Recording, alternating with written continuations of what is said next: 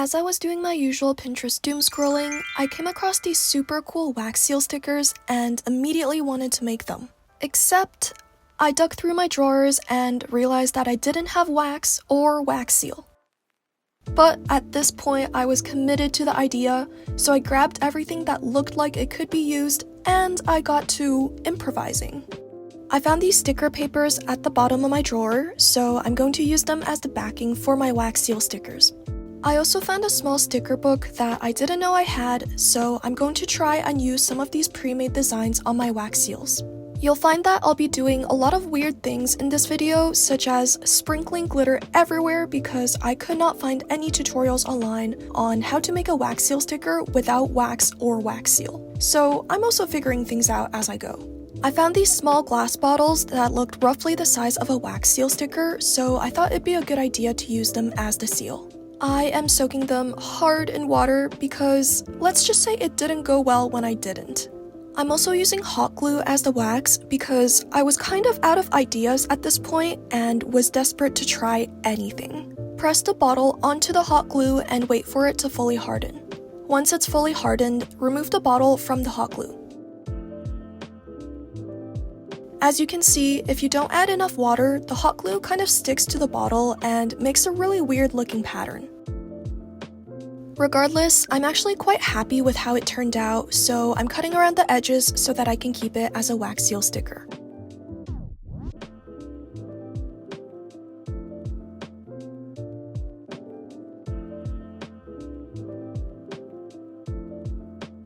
Now that the first wax seal stickers are done, I was ready to try some weirder ideas. The first weird idea I wanted to try was to use gold foil to somehow make a shiny golden seal.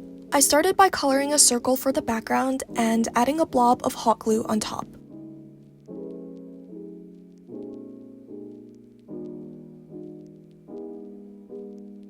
Then press the gold foil on top and press down on that with the bottle.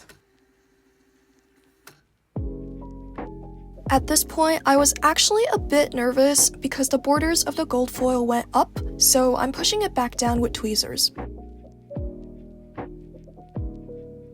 As this was drying, I got a really cool vision and decided to make another one with a black background.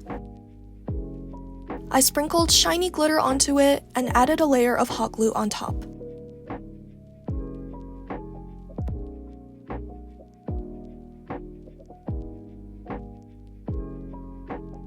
This was already starting to look really cool because of the rainbow light reflecting off the glitter, but I was really just praying that it can stay like this after the hot glue dries. Once the hot glue dries, remove the bottle and once again cut it out.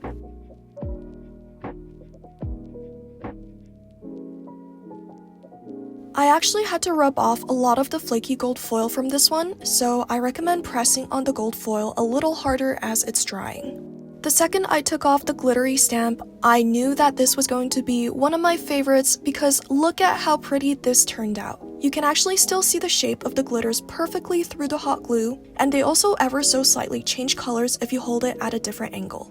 The black background also gives it a really nice contrast, and I am actually so proud of this one. For the next stamp, I dug through the sticker book again and found this bowl of fruits that was already a circle, so I thought, why not make this into a stamp? So as with all the other stamps, I covered it with hot glue and pressed on it with the bottle. As this was drying, I also decided to experiment with making a flower-themed stamp, so I sprinkled flower-themed stickers all over a rose sticker base. I'll be completely honest, I thought that the color combo on this one was a little odd, so I wasn't completely sure how it was going to turn out. But this video is all about experimenting, so I kept going with it anyways.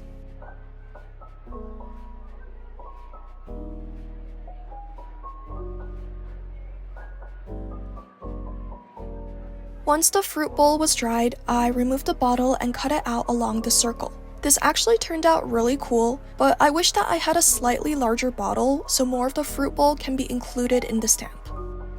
Once the flower seals dried, I also cut them out along the circle, and to be honest, they actually don't look as weird as I expected them to. The color combination turned out okay, but unfortunately, you can't really tell that the red part is a rose anymore. For the next stamp, I had another really weird idea I wanted to try.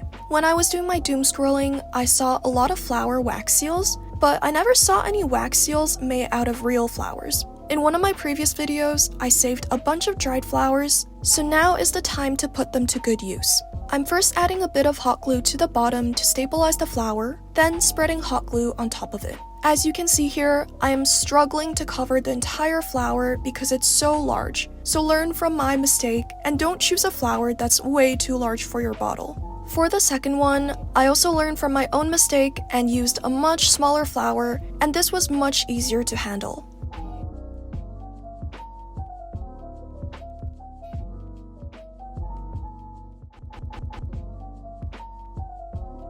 Once they both dry, cut them out along the border. You might need to cut off some of the flower petals if the flower is too large, which is a bit unfortunate, but I think the result is still pretty cool.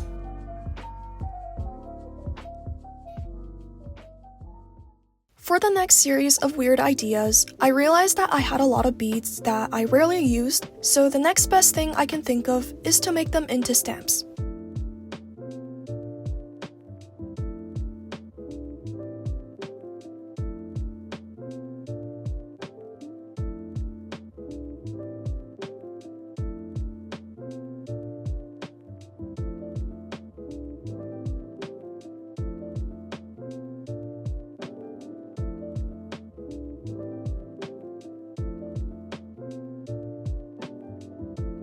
These ones were a little hard to press on because the beads were completely solid, but I think the results are still really interesting. It was a bit difficult to see the beads against the dark background, so if you try making this, then I recommend coloring the background with a lighter color instead. I realized that I had a really cute set of sticker sheets, so I decided to also make them into wax seal stickers.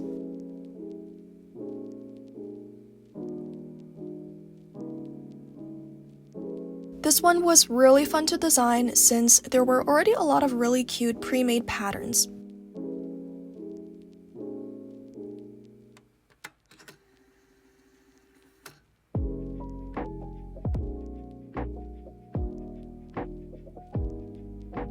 Wait for the seals to dry, then cut everything out.